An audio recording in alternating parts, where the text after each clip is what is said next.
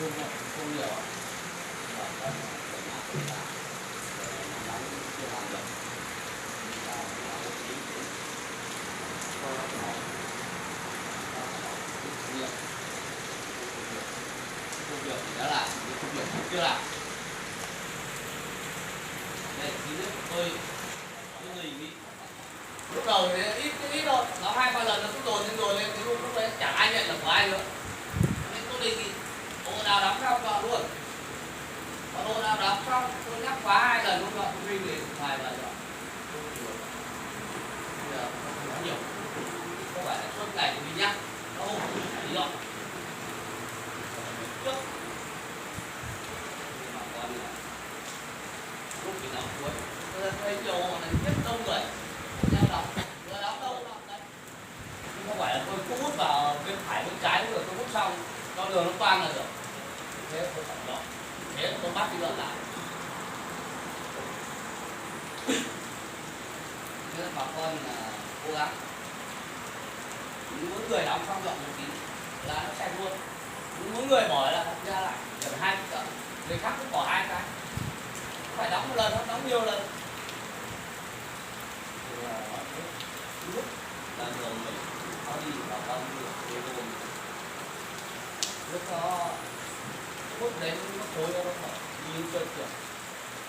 và cái áo chuối rất là đóng xong đốt luôn từ người tôi đã như thế là xong đầu luôn rồi đó thế luôn. Không chúng ta từ bây giờ đi bà con thì này là vào thu hoạch rồi, chặt đã đến lúc cần để khô rồi, nó đơn giản bê này trang này trang bây giờ sắp được mua rồi mà anh chẳng biết nghe tin đâu về công ty chỉ giảm 800 đồng một cân thôi, để anh tự nhiên anh bỏ có gì không hiểu phải hỏi cán bộ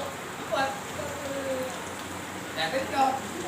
nghe đâu bảo là có công ty cũng trả đến hơn nghìn thôi, chỉ có 800 chắc bỏ đấy chắc thiệt không bảo bao nhiêu đâu.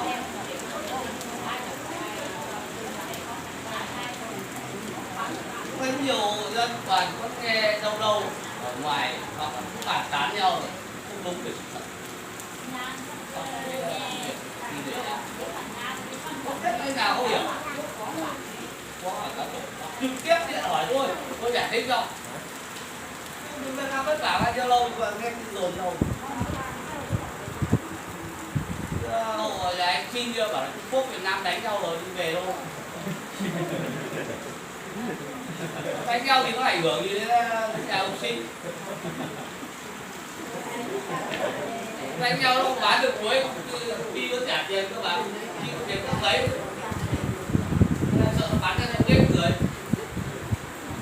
nhiều cái lý do các hộ nghỉ tôi chẳng hiểu đâu ở đâu mà trên mạng người biết là nghe đâu là đâu chẳng hiểu.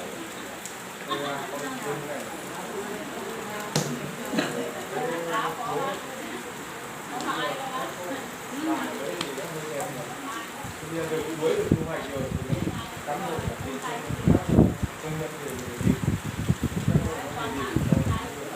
bây giờ đấy mùa này đi hiểu mùa kia này đi hiểu sang mùa kia thì chúng ta đã chặt ở đấy rồi thì chúng ta tối là phải gom là phải đóng xuống nó mệt không đóng là không hay là không điều được nổi nữa quá mệt luôn. Đáng lẽ là công ty là phải đi tìm người về bùi nữa khác cho dân ở đấy bùi không được, dân đã làm mệt rồi lại còn đi bùi chuối không được ngủ tí nào quá mệt luôn, không cõng thì lại không được, công ty cũng muốn cần nhưng mà cõng được bao nhiêu thì cõng, ai có sức khỏe thì đi cõng được thì cõng, những cái công nhân đã làm ở đấy là cũng không nên là đi cõng chuối lắm, cày còm ra đòi bắt gà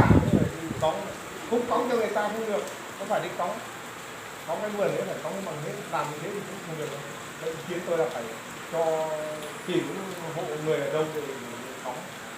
không cho công nhân đấy cõng thì có thể là không tải được, con trâu nó làm quá mệt không tải được. Đến đấy là tôi có tìm các hộ nhưng mà bây giờ đang vào nên là tỉnh nói ra rồi bây giờ biết có người ta khoái gọi ở các nơi từ xưa phải có, không phải là nguyên bà con mình có, vì bây giờ đang vào vụ gặt không ai đi làm Dưới chuối phải nên khu nhiều. nó là khó Bên tôi có thế đâu. chúng tôi hiểu nhưng bà con làm về vất vả chứ, nhưng mà bây giờ tôi tìm người cũng được. Nếu mà bà con làm ở trong vườn có anh em gọi cố gắng gọi điện xuống. Bây giờ chỗ ăn chỗ ở phòng nhất kiểu bây giờ bà con bà con anh em đương nhiên là gọi xuống còn cuối, còn bây giờ thu hoạch nhất khó tìm. Tôi thuê người ngoài và làm cho nó nhanh chứ không phải là không thuê cho nhanh mà công cuối tôi đi nó khỏi chỉ kéo dài ra 2-3 ngày nhưng mà một công cuối kéo dài 2-3 ngày là sao thì công việc nó đã đỡ chứ không phải là chúng tôi không muốn làm nhanh.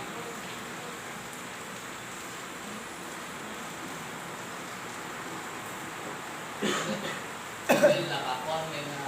đến công cuối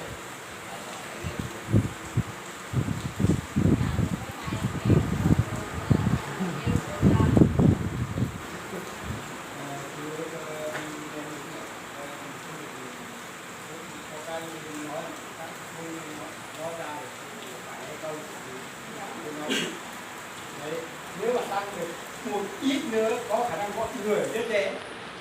có thể giỏi không chưa đấy nó phải ra ra thầy ăn kèm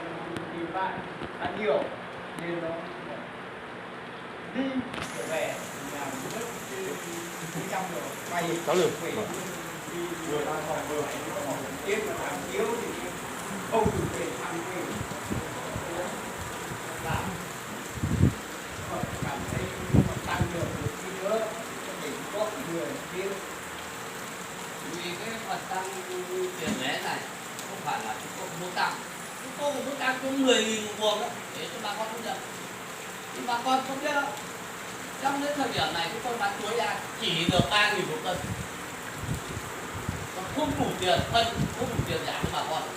Công ty giờ công ty đang bùng nổ 3 đồng mốt thì anh chị tính được bao nhiêu tiền? 3.000 dưới, giờ 1 đồng nó có 3.200 thôi, bây giờ bán cho đúng được 3.100. Nếu các công ty bán phải thấp lắm phải được 5.000 thì công ty mới hòa, bán hơn 5.000 không lại ngày nào cũng bán một giá. Hiện tại năm nay bán cao nhất được 1,7 đồng. Lúc bây giờ toàn bán đồ mốt đấy, họ còn không muốn lấy.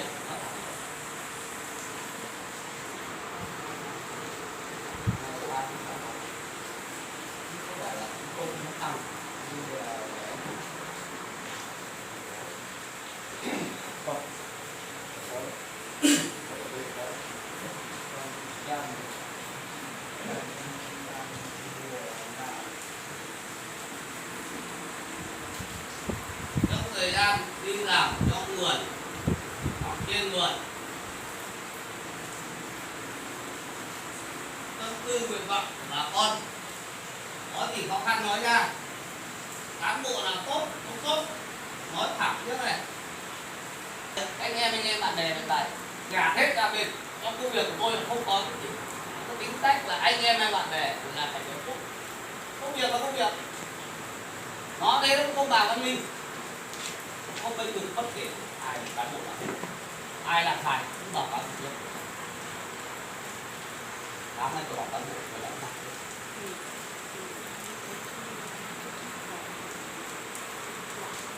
mình làm việc công ty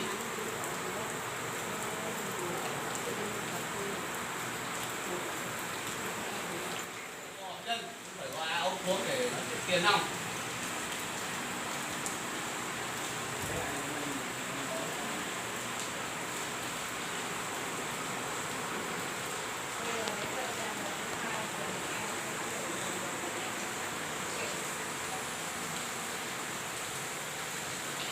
chuối bây giờ chặt từ hộ 1, không phải là 2 hộ.